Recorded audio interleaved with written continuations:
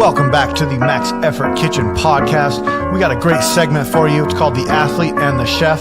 So sit back, relax, and let's go.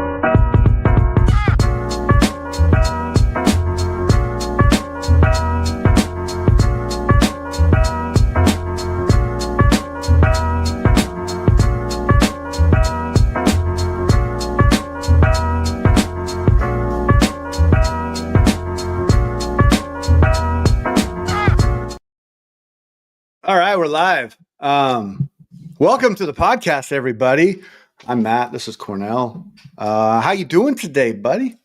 Good. We are a wholesome podcast for people to listen to. Oh, gotta love that.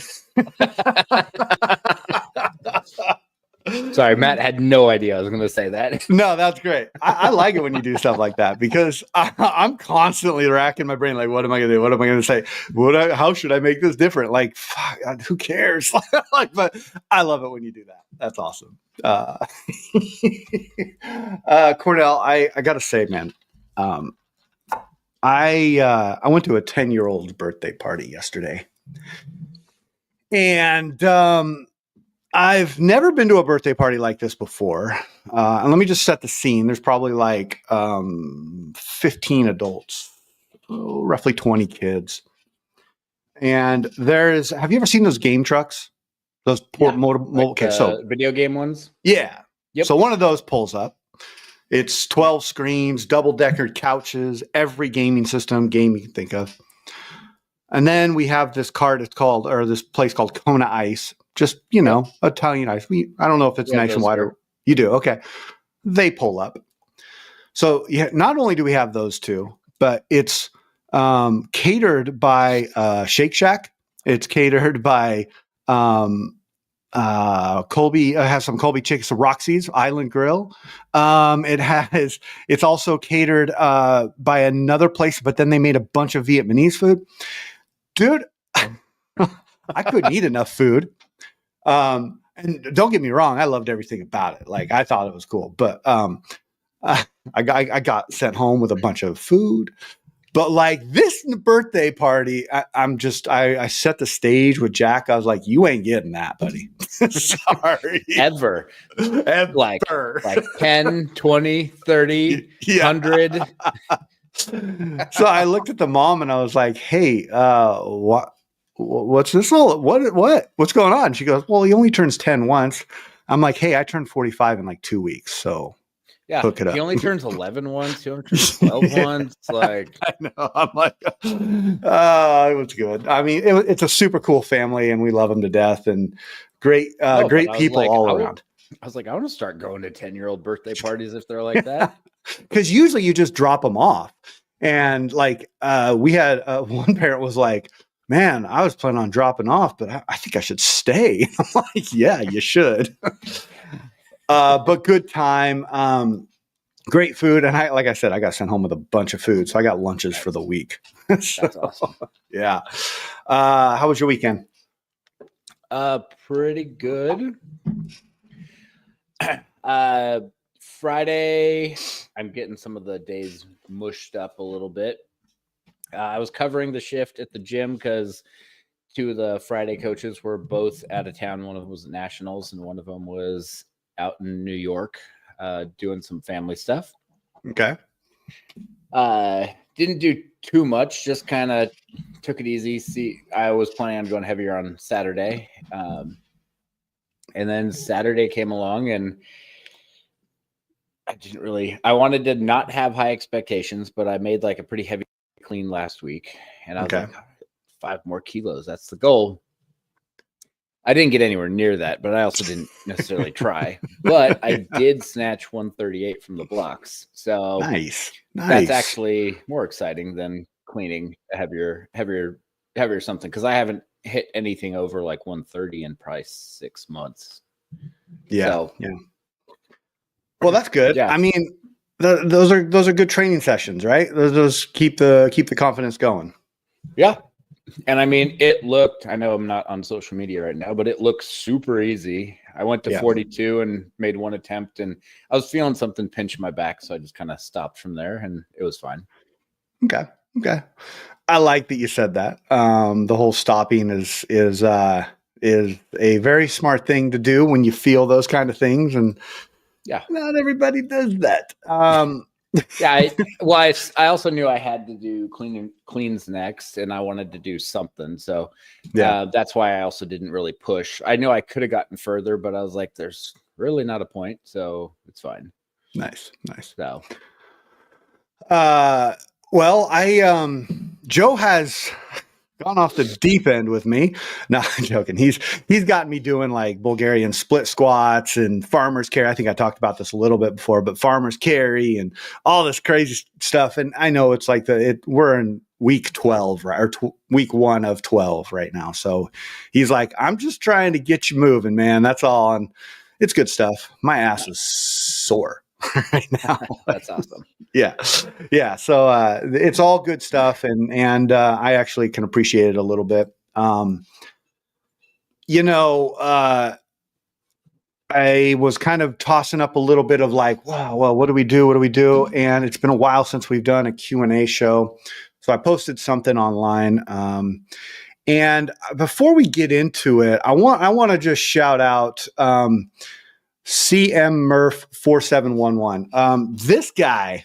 Now, he has followed me from day one. I mean, back when I was even like just starting the Instagram, anytime I go live, he jumps on and gives me just like, big ups, like, hey, nice job, keep it up, like, and anytime I post anything, like, this is a solid person. Like, this guy is like the legitimate. I've never met him in person. That's the fun thing about social media, right? But he's like always just like super positive, super great. He posted a couple questions. Awesome. So I'm gonna read one of his first questions here. And he says, let's see, what's worse, clean or a weak clean or a weak jerk? I know my answer to that. Do you want to go first on that one? You can go first if you want. I mean, a clean jerk or a weak jerk is the worst in the world, because that's the end. That's the one that's going to get you like your 3 white lights. Like, if your jerk isn't solid, there's no sense of cleaning it. You know what I mean?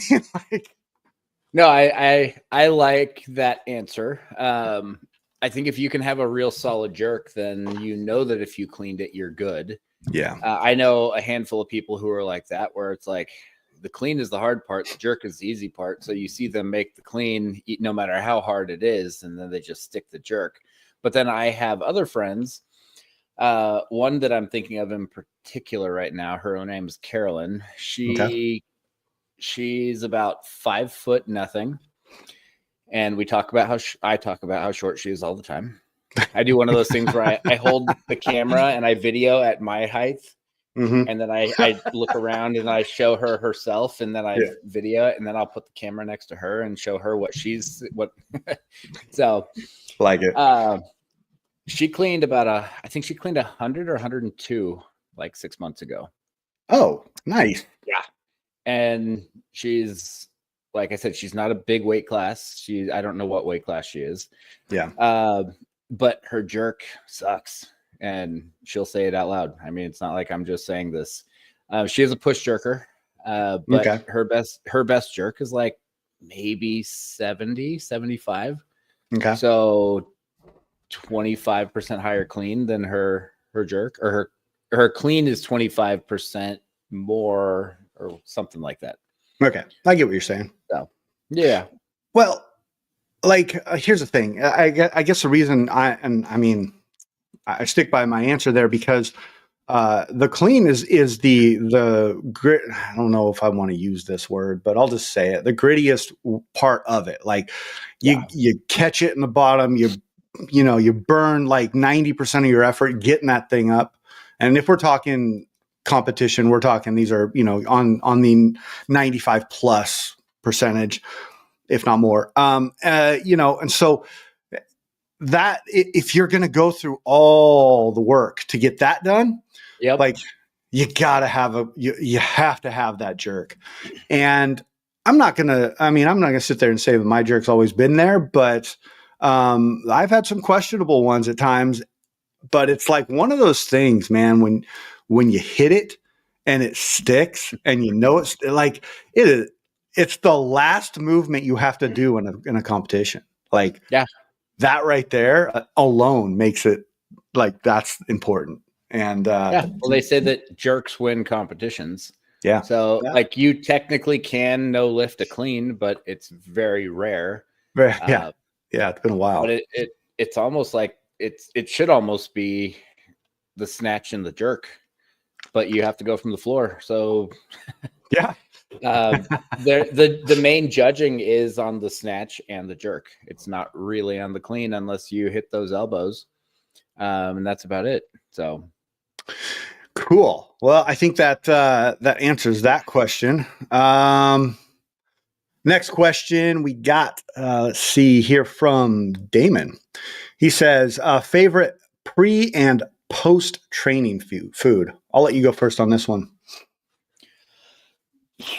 Depends what time of day it is, and it depends what the session is. Yeah.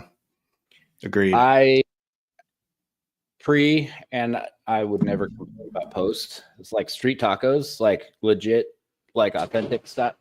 There goes the garage door. There it is. There it is. He even called and told her not to. Yeah. I love it. And now, yeah. That's awesome. So a traditional street taco would be like a 3 to 4 inch corn tortilla.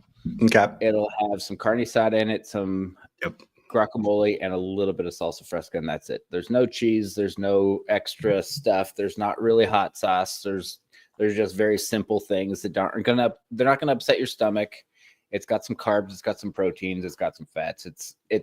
And they're small, so it's not like if you get a burrito that you're going to eat the burrito and then all of a sudden feel real heavy. You could get a half dozen of these, eat 3 before, eat 1 during, and eat 2 at the end, and you're good to go.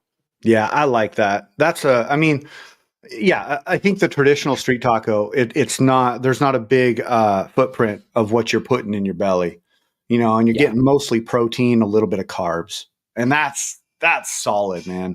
That's a good one. And no one wants to leave a half a burrito for later, but they don't have any problem eating a couple of tacos and saving a couple more for later.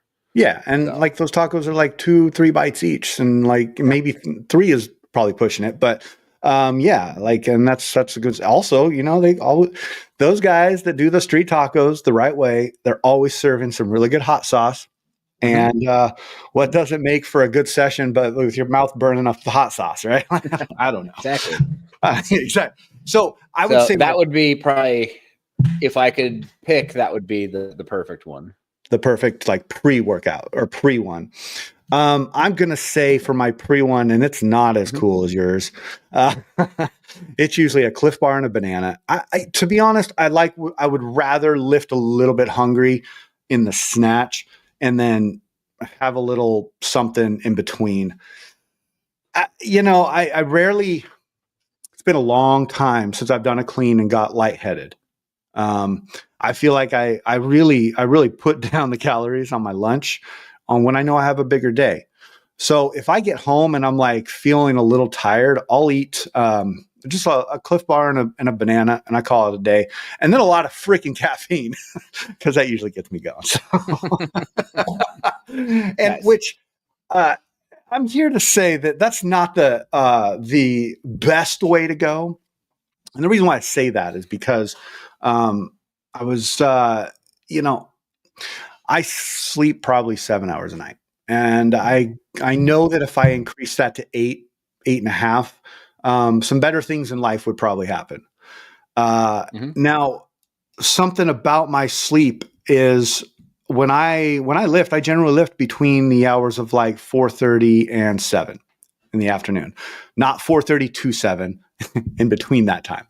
It just is a variable when I get home. But even though that I can drink caffeine at that point and still go to bed by 11, my sleep isn't good sleep. And that's something I'm really working on right now. And I'm pulling back on my caffeine. I just want to give a little disclaimer that just because I said that doesn't mean y'all got to go out and do it. it's not a good thing to drink caffeine after 5 o'clock for anybody. And most people are probably after like 3 o'clock. So, but yeah, I'll stick to my stupid Cliff Bar and banana. So, post workout, man, There's a guy at our gym who likes to drink like a Reign, and what he does is he gets to the gym at like 4:55 and he shotguns the Reign, and then he's always complaining about sleeping. And I'm like, well, you're having 300 milligrams right when you get to the gym. He's like, no, I cut off all my caffeine by 5 p.m. I'm like, no. You may be sleeping, but you just you're dropped not the caffeine sleeping. Bomb at 5 p.m. I used to try to justify it by talk about like my metabolism. Oh, I just, my metabolism breaks it down a lot quicker, or I metabolize it better. And that's not the case. It's just my body's like, you have to sleep. So you're sleeping, but it's not that good REM sleep that you really want to get. And, I notice it. My wife is not shy. And as she said here on the post on the board, she's not shy about telling me how much of a grump ass I am in the mornings. And there's a reason for that. It's because my sleep sucks. And I recently have started magnesium and zinc, thanks to yours and Damon's recommendation. And it's helping a little bit. So I just got to remember to take it. My biggest thing is like taking vitamins at night is not always the easiest for me. So I feel like I should get one of those, the pill jars, the pill things. I have one. Oh, do you? I actually don't use it at the moment because I was like, it's really annoying to have to fill it up every week. That's what I would think too. But then when you're like getting down all the like stupid bottles, you're like, this is depressing. But okay, I would say for my post, I mean, we all know my post. I've said it many times. It's Hawaiian food. It's Colby chicken. It's rice. It's mac salad. I can eat like 3 pounds of that stuff and feel great. Now, if I don't work out, I won't eat it. So I would say that's probably my go-to post. That would be my go-to post weigh-in food. Oh, I like that too. I've done that a couple of times, and it holds well where you can go pick it up on the way to the competition, and then you go weigh in, and then you can just kind of go for it. And it doesn't have to be hot, and it tastes good, and it has everything you need in it. So yeah, I like that. Okay, I think we got that question done. Or did yeah. Did you want to add anything to that? No, that's good. Okay. Let's see. I'll just get this one out of the way. What is the one protein you could consume every day and not get sick of? This is from one of my followers. Her name is Ivana. I can give you a protein that you can have every day. Just going to say that out loud. I'll let you take the rest of it.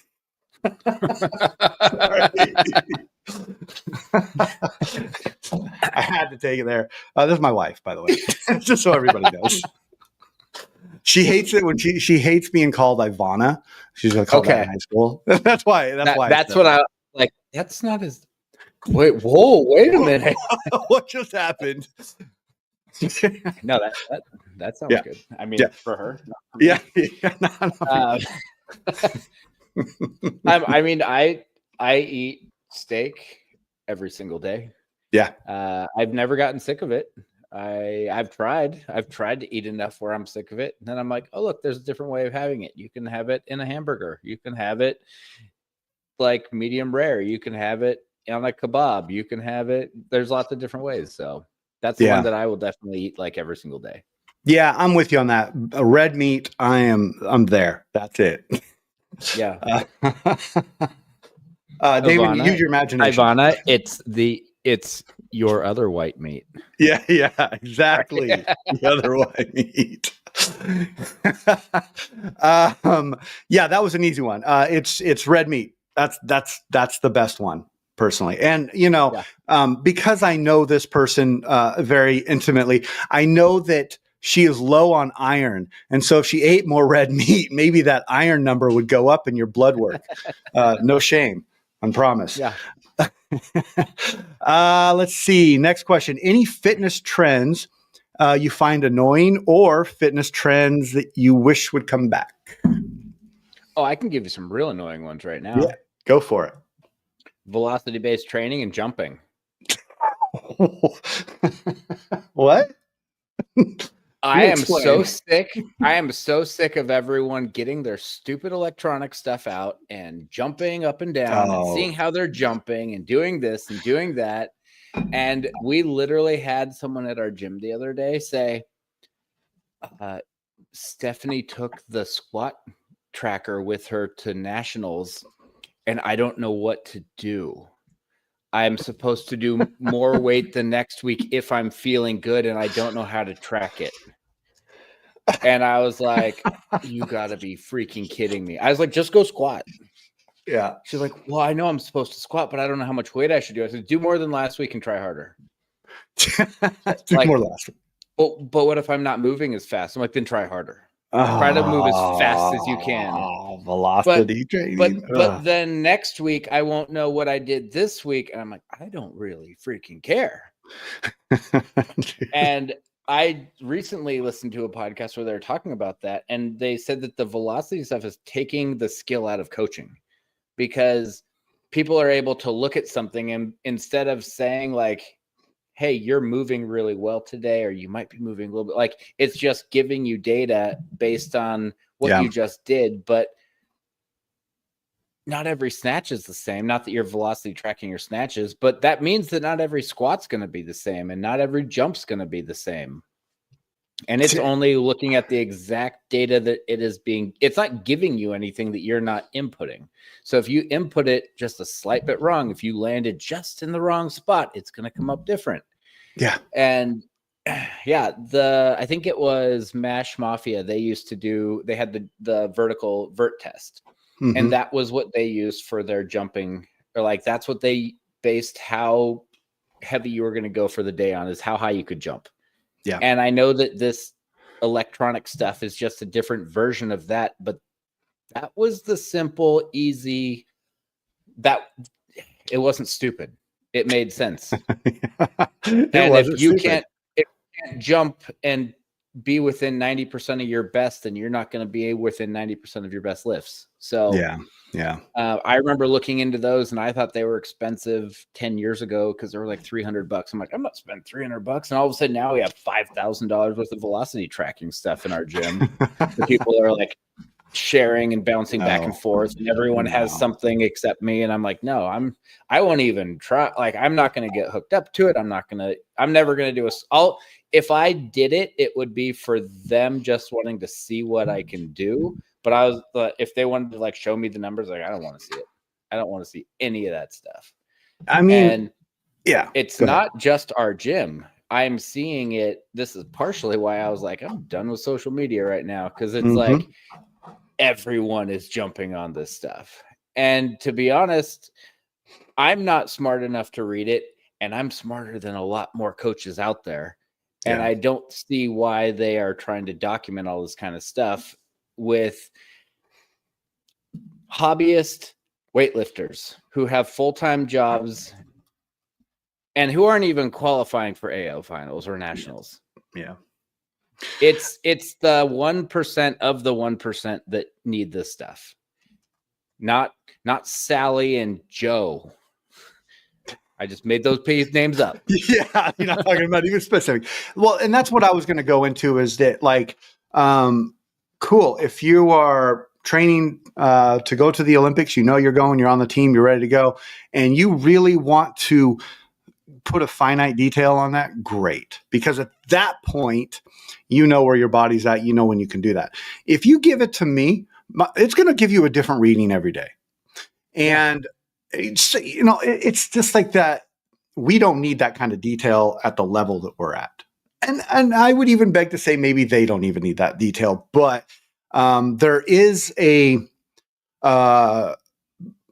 there's a thing out there, and I don't know, I'm on the edge of it, but it's like the data-based training. We're humans. Every day is different. Every human is different. I just think it's really hard for a coach to take generic data and build a program or not even generic data that is like that you're getting for 1 month or so, or whatever you're doing, however long you're doing the velocity training. It just doesn't make sense to me on why we would be doing that as amateur lifters in any gym. Even like, I mean, maybe you see Hampton Morris, dude. I don't even think he needs to do it. That dude is just, he lifts really well, and his dad is really data driven. I hear all about it. Like, I don't know his dad. I don't know his, I don't know either one of them, but you hear a lot about all these like tracking systems they have and all that stuff. And so maybe hey, he's an Olympian. Maybe there's a thing to that. But for the average lifter, like most of the people that probably listen to this show, we don't need any of that stuff. Yeah. So yeah. And I don't know him either. Never met him. Never talked to him. Yeah. Maybe I will. Maybe I won't. Don't care. I can almost guarantee you he's not looking at all of his information. No. It's not for him. It's for his dad and his coach. Yeah. And he is potentially going to be the greatest like American weightlifter that we've ever seen. Yeah. Just based on the records and the numbers and all that stuff. I mean, it doesn't mean he's going to necessarily be the greatest weightlifter in the world, but he's going to be one of the top probably 3 in the last 20 to 30 years, in the next 20 to 30 years. There's a very good chance of that. And he's probably not the one who's going out there and hooking it up and making and tracking his own stuff. It's his dad who's his coach. So, but I mean, there's a whole lot of smack talk on cold baths and different supplements you're taking, and are you taking magnesium or not? Are you taking how much protein shakes are you taking, and how much salt intake are you? So they're saying that's the 1% of like the 1%. Like it's only going to push the top people to just get that little bit better.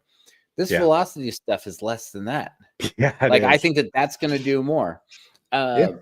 This stuff isn't taking into account like, did you have a stressful day at work? Did you not sleep well? Did you get in a fight with your partner person? Did your dog die? Did you stub your toe on the way in there? Did you get cut off? Were you stuck in traffic? Like, all that stuff affects you.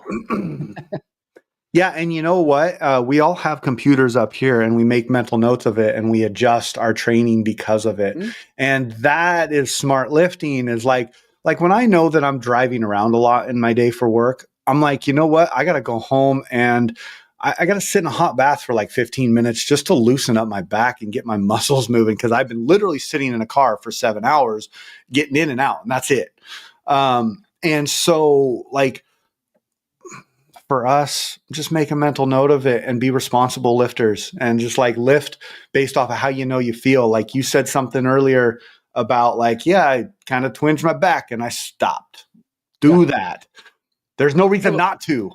Like there was another girl at the gym the other day who she clarked the second clean and jerk like 3 times. She made the first one every time, and then she clarked it.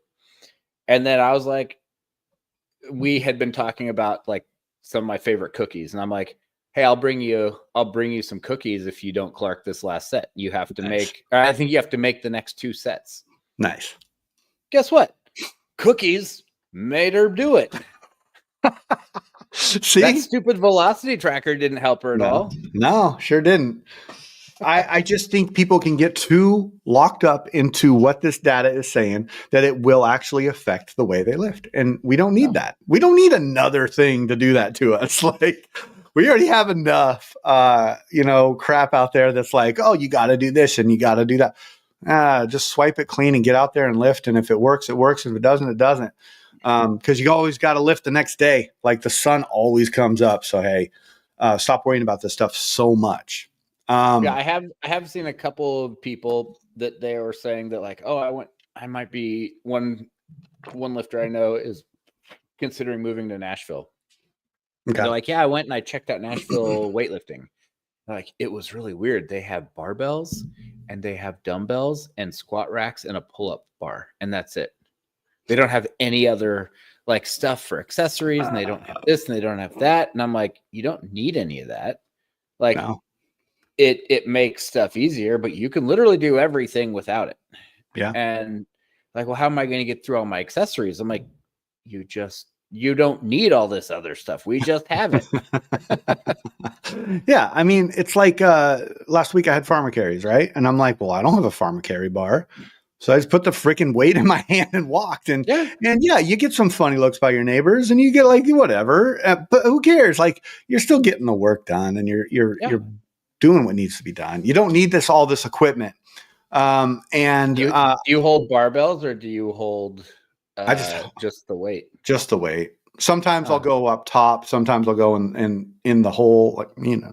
How do you put your hand in the hole? Here's the hole. You hold it like yeah, exactly. What is it? It's this one right here, like that. Yeah. All right, cool. Love it.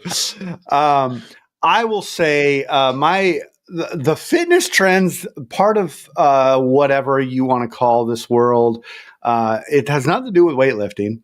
It actually was, I think, a precursor to CrossFit. The P90X. Mm-hmm. You remember P90X? Yeah. Yeah. The DVD set made for every stay-at-home dad. Like I know it because I did it. But oh boy, was that annoying stuff. And I hope that never comes back. That's all I'm going to say about that. I'm going to leave it to that. All right. This has been a good one so far. Let's see what else we have here. Okay, a few weeks.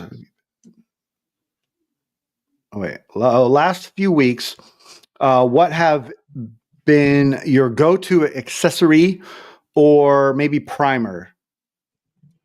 You want to take this one? I think I know this one. Go for it. Oh, mine's definitely changed in the last like 6 months, just because of all of the stuff I've been working through. I started seeing a physical therapist. I saw her 3 times, and then the 4th time, she's like, "What do you want to work on?" I'm like, "You tell me." And she's like, "You're old, and you're improving on what we've done, so there's probably not anything else we need to do." So then we just did a couple of tests to see like my imbalances and that kind of a thing, and found out that my right leg is way imbalanced to my left. But I have a bunch of hip exercises to open up the hips, open up the shoulders. Like airplane hip things are a big one, and then stuff where you're trying to get the like you put a little ball in between your knees and squeeze them, and then do movements to try to just open stuff up and activate things. I don't know if it's going to do anything. I was very honest with her, and I said, "Hey, is this actually going to help my internal or external rotation?" I think it's the one that goes out. Yeah. External. I said, "Is this actually going to help it, or is this just kind of like how I'm structurally built?" And she was like, "Oh, you're actually asking questions." She's like, it could improve, but the majority of it is how you're built. I'm like, okay, no, I'll keep doing it, but I just want to make sure that if I'm not seeing improvement, it's not that I'm not doing it right. So, and then I am doing a grip load of bodybuilding right now. I was getting a little worried because my body weight is going up, but then I think about what my actual training is that I'm doing, and I've added squats back in. I'm doing a 3-week 5x5 squat cycle. I just finished week 1. I'm normally doing 3 to 6 sets of lat pull downs, triceps with the rope, curls with the rope, rows, shoulder press, and then I've been doing a lot where I take the 2 dumbbells and I bring them together and I hinge forward, and then I curl them together, but it does something with the back and the chest and stuff. But I'm seeing quite a bit of just differences in my body composition where I'm not eating that was. So I was sitting around like 96, 97, and now I sit around 98, high to high 99s. Okay. And then like right after I eat, like I had a real big steak for dinner, like I was like 100.6. So I'm heavier than I want to be, but I understand where I'm at in the process. And I know that about 6 to 8 weeks out, that's where I'm going to start dialing in the diet and cutting back on all this hypertrophy and bodybuilding stuff. Yeah, no, and I like that. So. The bodybuilding stuff, I think, is a necessity. I really do. We can't just snatch, clean, jerk, squat every day. And it took me a while to figure that out, honestly. But I've been, I mix stuff in so my general days off of lifting are Wednesday, Friday, Sunday. And I've been mixing stuff in on those days where I'm doing it, and got this new gym membership and doing some curls for the girls and, whatever. Like, I'm doing things that I don't know what I'm doing quite yet, but I'll figure it out. And I have a pretty good understanding. And then really, if I need something specific, I'll ask you, my coach, Damon, whatever, anybody that's out there that does this stuff regularly. But I will say that, like, one of my favorite things as of late is something I've been doing prior to even stepping in foot in my gym. And that's I spend about 30 minutes on the foam roller, and I'm not like rolling things. I'm using it to like stretch and open up my back and primarily really work on my thoracic spine. Okay. Something I noticed as a weightlifter when I, being deep into this four-ish day workout plan and all the, program and everything that goes on with that, you get stiff and you got to do all the things. But like my thoracic spine, I used to be able to spin and do things, but I'm noticing I'm a little more stiffer there. So I'm really working on just opening that stuff up, opening up my hips, getting my knees a little bit better. I did something yesterday where I kind of did some exercise and stuff without my normal equipment. So no wraps, no wristbands, no thumb tape, no nothing. And I was like, I think I need to do more of this. Not that stuff I don't think is setting me back, but I do think that to be able to train versatility, because what if I'm at a competition and I lose something, or I don't bring it on the plane, and you got to lift without that stuff, and you got to feel good about it. And I don't think I have confidence right now walking into a thing and doing it without feeling like my knees are going to explode or something. And so I need to get better at that. So that's something I'm going to be working on big time, but also really working on that stuff like that allows you to move, like your spine, your hips, your knees, your ankles. That's probably my biggest go-to right now, I think. No, that's great.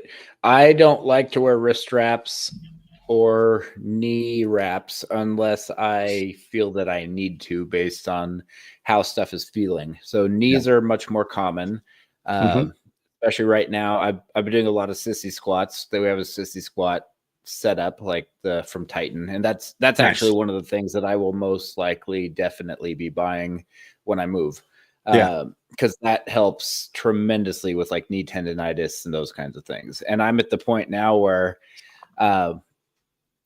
people watch me do it and they're like, what the heck how can you do that? Like, I can literally I'm set up in this machine that, if you haven't seen it, it basically holds your calves vertical and then it doesn't let your feet shoot forward.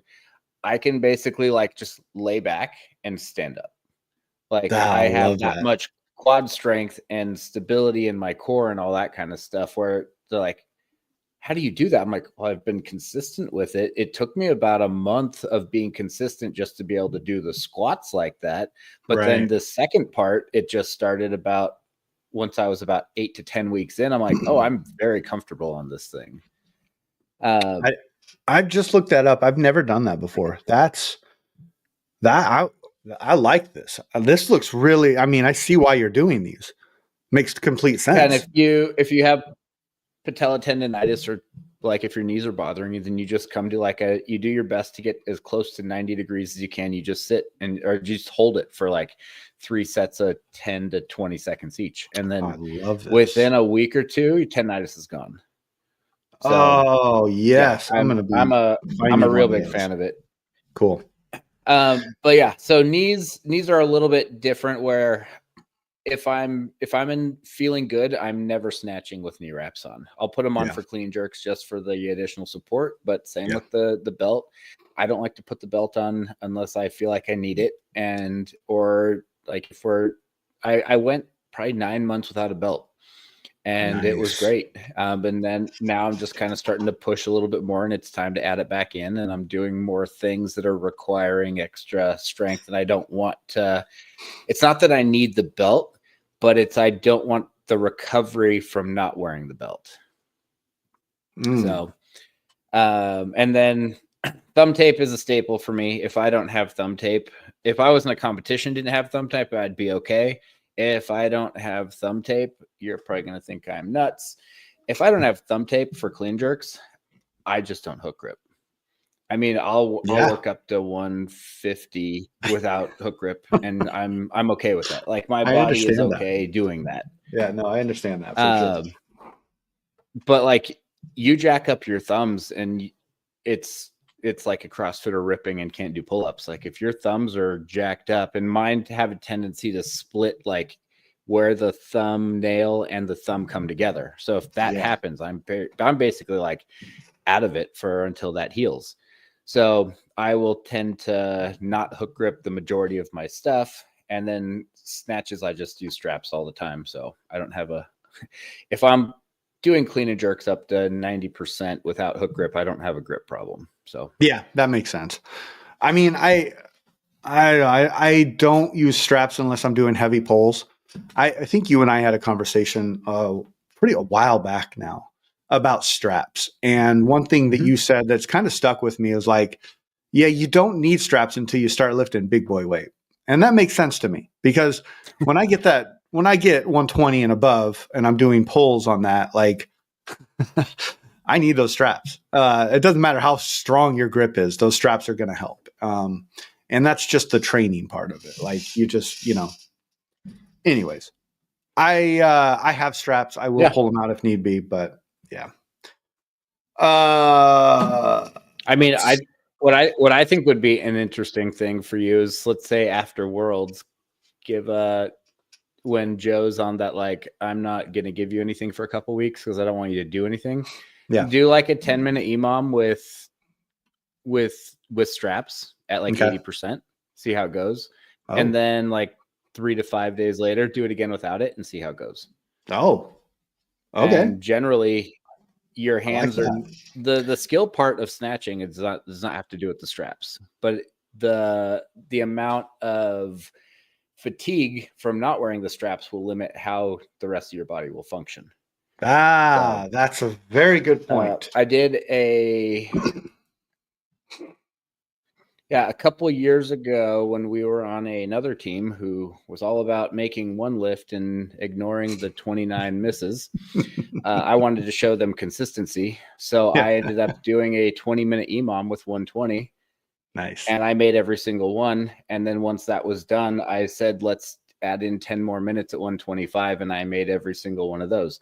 I wore straps. I don't care. I'm not ashamed of it. I made 30 freaking snatches in 30 minutes at 80% plus. I was going to say, these guys were missing 17 plus 17 plus reps, making one, and then saying that I won the day. I'm like, I think you got your butt handed to you. But we all have different definitions of winning the day. So, that's I think that's a great spot to stop. And 44 minutes in, this was a super fun show. I love Q&As. It always brings up some fun stuff. I kind of wish people would talk a little bit more shit, but hey, whatever. People are nice, I guess. So, Cornell, great show. You got anything? Not that I can think of. Oh, cool. All right. Well, I'm good to go. Everybody, thank you for listening. Thank you for the solid questions. And everybody get out there and eat some more protein. Talk to y'all later. Adios.